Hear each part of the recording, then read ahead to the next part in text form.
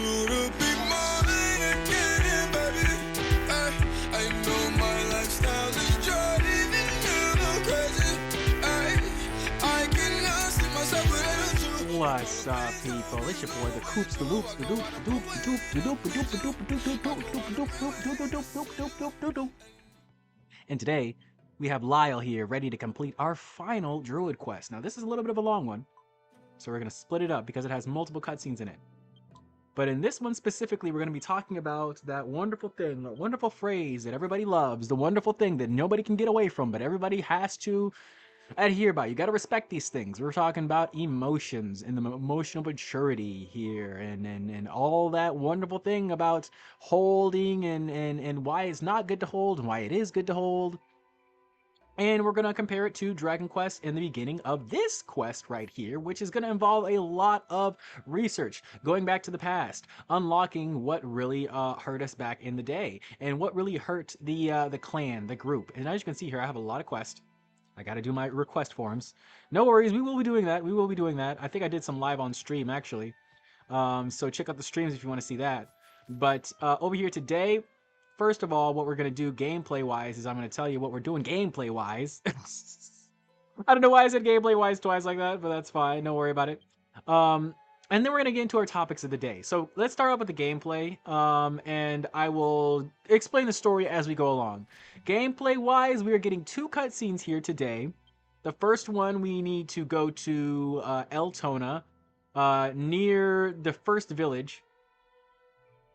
And it's going to be a library station. Now, you'll know this station if you started out as Elf, because you had to go here for your first Elf quest. But this library is where we're going to get our first cutscene if we pick up a specific book, and I will show you what book that is, of course. And then after that, we have another cutscene to get in the middle of the forest, also in Eltona, to, of course, gain even more knowledge, okay? And moral of the story, let's get into our topics of the day. Moral of the story, that is indeed what we are all working towards when it comes to emotional maturity. Because knowledge is your best tool against your emotions. And this is not like, oh, I have to research everything about everyone else. I have to, you know, like schizo out, and I have to know everything about all the world and everybody around me, and I have to research everyone's. No. When I'm saying knowledge, I mean knowledge of you. Knowledge of you and specifically your past. And the more you get into these kinds of studies and ways to change your life and your perspective, the more you get deeper and deeper into this, you realize that you can really only relate to people from your own perspective. So what's most valuable to study is obviously going to be the universe from your perspective in order to gain more emotional viability and maturity, because that's, of course, that's just how we're going to operate. You're not going to be able to take on somebody else's perspective and just act like them perpetually. Like, of course, if you're an actor, that's a skill that we can develop, but you know, perpetually, you're always going to fall back into your nature, which is built off of your experiences. So here we go. You got to talk to that specific bookcase. It's the one that's directly in front of her, to the left there. And through this, like I said in the story, we are just researching. We talked about her last time, but she doesn't have enough capacity to really understand what we're trying to go through here as far as rescuing our friend and discovering love and having that true nature and aura of authenticity and care about us. She doesn't really understand that. As I'm talking about her here. Here's what's her name called? I forget what her name is called. Sayo. Miss Sayo. Miss Sayo. Sayo. I'm sorry. This is not going on the MMO sleep playlist, I assure you. But Sayo is basically here to tell us to give up on our efforts, and that you just need her knowledge and her book and her perspective. And of course, if we were in her shoes, then that is what we would need. But see, this is one of those things, man. It's just like these boomers telling us, pull yourself up by your bootstraps. When I was your age, this is what I did. And then this is what I did. And then this is what I did. It's, oh, also, my thing hasn't been recording here. Hold on 1 second. There we go. Wait. I gotta double click this. And then... There we go. Got my VTuber model up for you guys. Where was I? Oh my goodness. I mentioned the PNG tuber model and my brain just went to mush. My train of thought just went completely off the rails because I forgot I was not recording any of my VTuber up until now. But yes, yeah, the boomers. The boomers tell us to pull themselves up out of the bootstraps and those are from their perspective, from their experience. And they can only operate from their experience, just like Seo is doing in this one. And Shinomore is the other side of the boomers, who's like, I'm weak.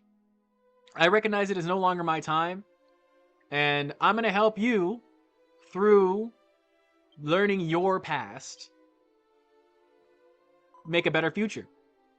And that's what we really have to do. If you're looking for emotional maturity and how to operate in your current present, you have to 110% make a effort to understand your past. You have to. You got to make an effort to know what you need to do in order to break free, you know?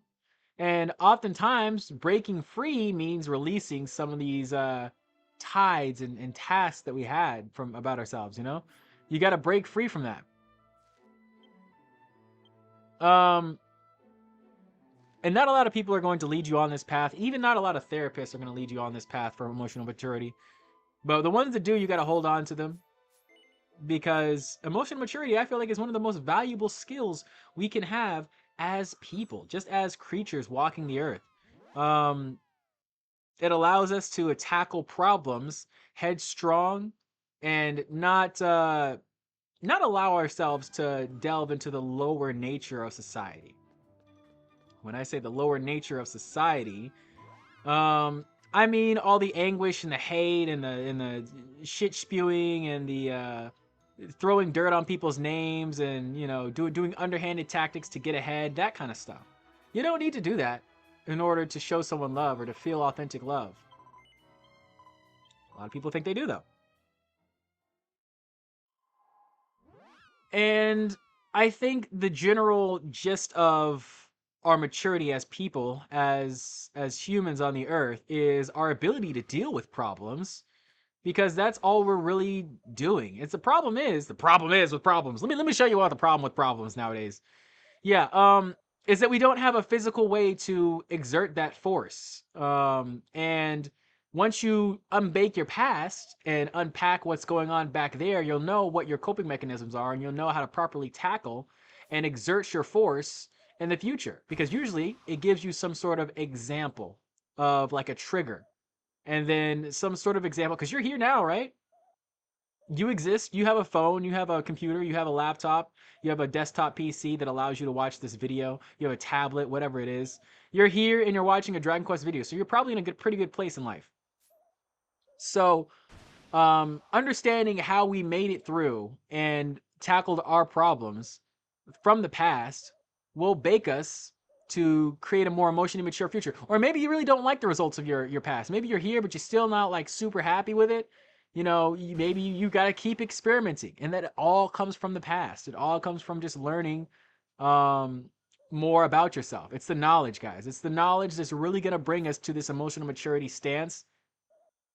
And sadly, in this game, if they want to learn the knowledge about themselves, there's no Dragon Quest therapist. You know, instead of going to Dragon Quest therapy, we have to go to the Dragon Quest library and read up on the past of the Yin and Yang clan.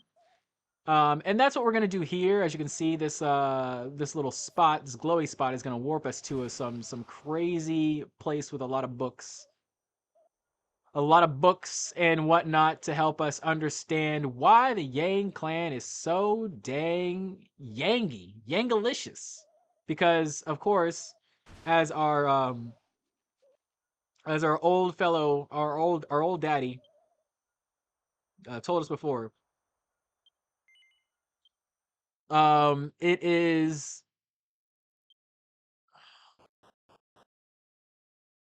ooh, excuse me, had a little thing there. It is a fact that the Yin and the Yang clan were friends back in the day. They were compadres, and that's what you got to realize. Your demons, when you were a kid, when you were a child, they didn't exist. You were friends with them. You had parties with your demons. Whatever's attacking you now, you got to realize that this was not always the way it was. This is not always the way that it transpired on you. You know, you have to understand that reality in itself is a crazy, crazy mistress. And a lot of times, the reality of itself, yeah, I think that looks better. Whatever. The reality of itself will climb in on itself and destroy you if you aren't actively looking at it. You have to just stay conscious to it. Because if you don't, and you're not recording things, and you don't have a way to go back, or you don't have a way to remember things, you don't have a way to process your information, you're gonna get caught up in it. You're gonna slip too far into it. Slip too far into your imagination. And we're trying to, you know, combine the realities. Because imagination is super useful, right? It is. But you can't live there. That is no place to live. We have to live in reality. We have to bring our imagination to the reality of our world. And truly love ourselves enough to accept whatever results come from that. You can't quantify the results from bringing your imagination into the real world. That's like a whole dang process, man. You know, whatever results come from that, you can't quantify those results. You know, you once we get in that scarcity mindset of like, oh, my imagination has to produce this, or my imagination has to produce this, or my imagination has to blah, blah, blah, blah, blah, blah, blah, blah, blah, blah. But the moment we get into that, the moment we stop, like, feeling reality, we stop pontificating on the things that actually matter, and we start pontificating on the things that are bullshit and just piss us off. And I don't want to be pissed off. I don't know about you guys. I don't want to be pissed off. I don't. Not all the time. Not even some of the times. I want to live in vibrant curiosity and wonder. That's all I want. I don't want to be angry. I don't want to be confused. I don't want to be disturbed. But that is what the world does indeed give us so dang often. And you got to realize that it's not necessary to dwell on the confusion that we get. You can discard it. You can go to the past and be like, huh, that didn't make sense. Let's take it out of the book. Or you can reframe it. You can be like, that didn't make sense, but I'm going to make it make sense by putting this here. And it's all your perspective. It's just neither right or wrong. We're not saying that Grandma Sayo's wrong in her efforts, okay? They just have a way of solving problems that's different from what we see could be a solution. And this is just a could. You know, you never know what's going to happen. It could run out horribly. You know, there's ways to lose in this game. There's ways to die in this game and not complete the quest. There are plenty of ways. And so maybe Grandma Saya was right in the fact that we just need the book and we just need to kill this demon and her. But that's not what we're doing. We're going for the friendship way. So upgrade your emotional maturity. Let's see if we can make some true friends, you and me. Let's find out. Look for your past and give a bright, shining smile to the future. Thank you so much for stopping by, and I will see you next time when we complete the Druid quest. Thanks, guys. Peace out.